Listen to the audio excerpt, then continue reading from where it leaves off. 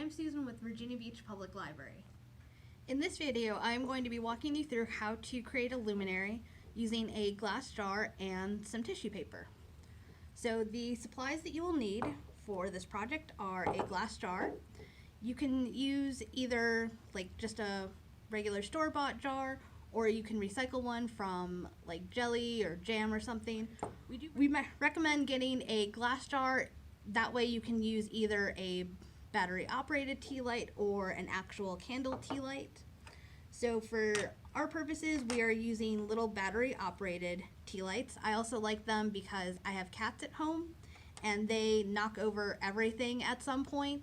So if they knock over a battery operated tea light, the worst it's gonna do is roll off of a counter. It's not gonna like start a fire or something. Some tissue paper. It's a great way to recycle tissue paper that you may have gotten with a gift or something like that. I know I've seen a lot of really cool tissue papers over the years. I'm like, oh man, I wish I had some way to reuse them other than just putting more gifts in them.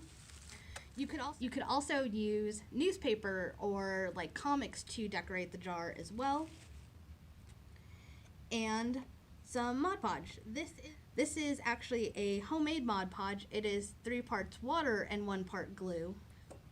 And to apply it, we recommend using something like a sponge brush.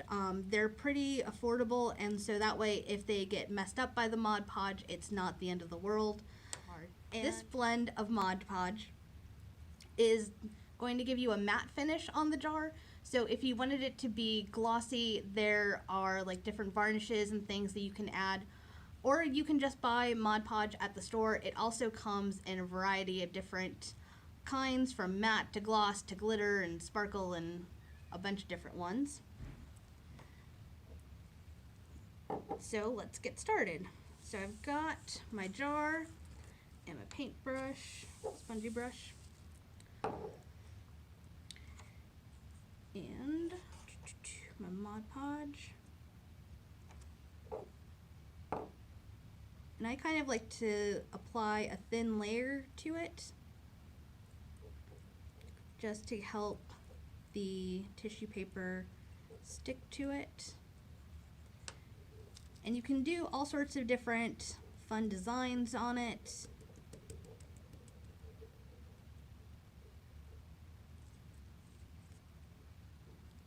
You can also make like a stained glass design on it. One of the more important aspects of any craft is to make it your own.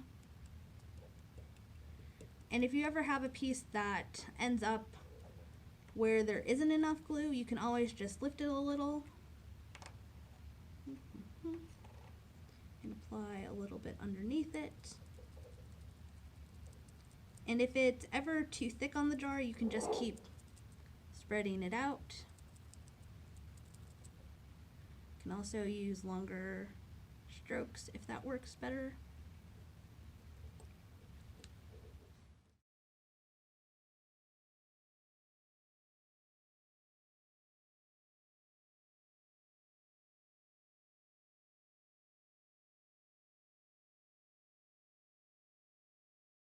If the edges of the tissue paper start coming up when you're applying it, you can use just small strokes of the Mod Podge to help keep it in place.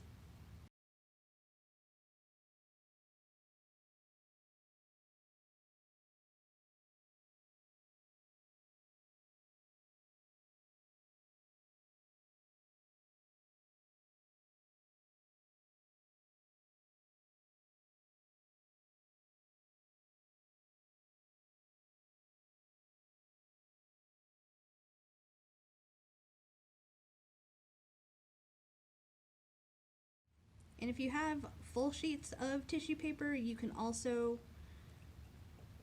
just punch holes into it or put some holes in it and just wrap that around the jar if you wanted the more traditional style of luminary.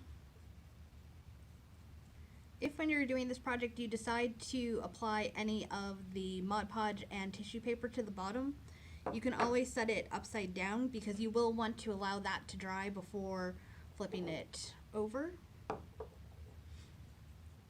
And then to finish it off, I'm going to just lightly sponge over all of the tissue paper that I applied, so that way it should seal everything onto it. And if anything falls off of it, you can always Mod Podge it back on. And so this should dry within about 30 minutes-ish. And once it is dry, you can take one or two little battery operated tea lights. You could also get a string of fairy lights to put into the jar. And the other nice thing about using the battery operated ones is that you can always put a lid on it. And there you have a way to make a luminary with just a glass jar and some tissue paper.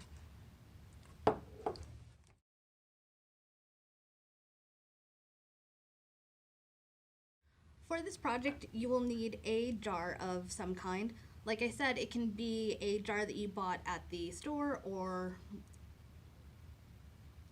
you can source it from any number of different stores, craft stores, regular stores, probably hardware stores too.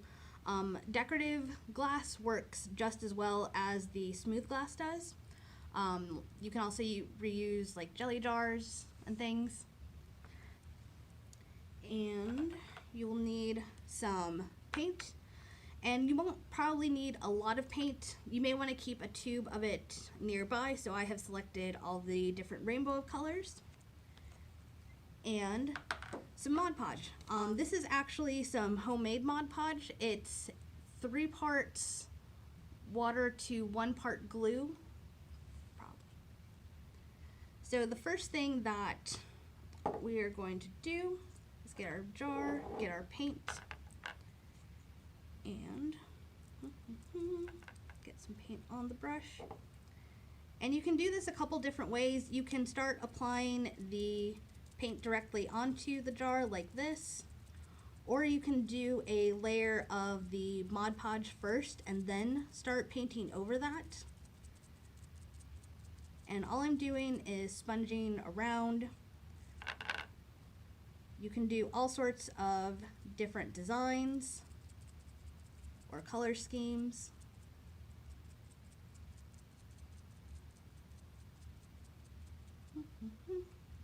Now moving on to my next color.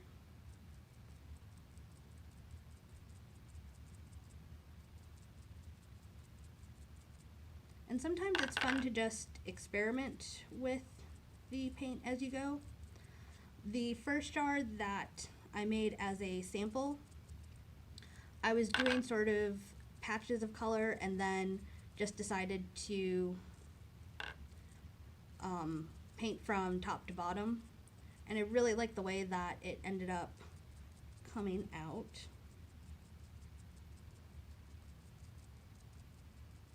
And you don't need to layer the paint too thickly. You want pretty thin layers of paint, just mostly enough to kind of obscure that, obscure the jar beneath it.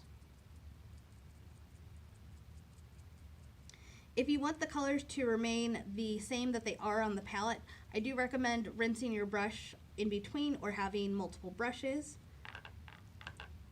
For the sake of keeping this short, I am not changing my brushes, nor am I really cleaning them in between. But that is part of the fun of crafting, is trying different things, making mistakes, and getting a little bit messy. And the nice thing about using a sponge brush is that if the paint is too thick in spots, you can just keep sponging it and spreading it out so that way it does sort of thin out. Because you do want the light to be able to shine from behind it.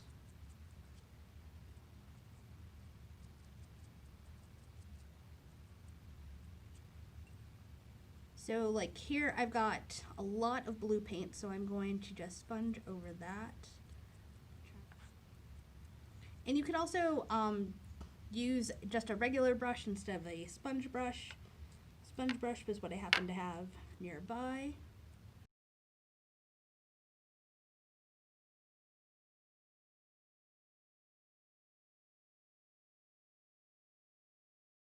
So once you've painted the jar, you will want to allow time for it to dry before actually applying the Mod Podge over it, or the matte or gloss finish. So this is one that I applied the Mod Podge over it, and just want to see. And so you can see that it kind of has a cloudy consistency where the Mod Podge had already dried. And all the Mod Podge does is kind of give the paint somewhere else to stick.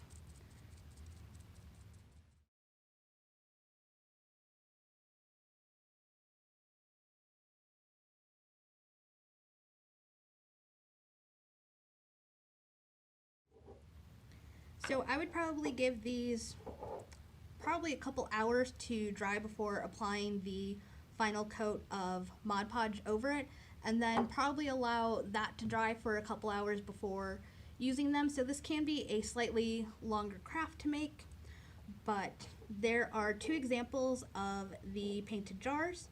So this one, I obviously did more of the straight progression of colors, and this one I just randomly sponged colors, and I really like the way that it looks. There's the other one.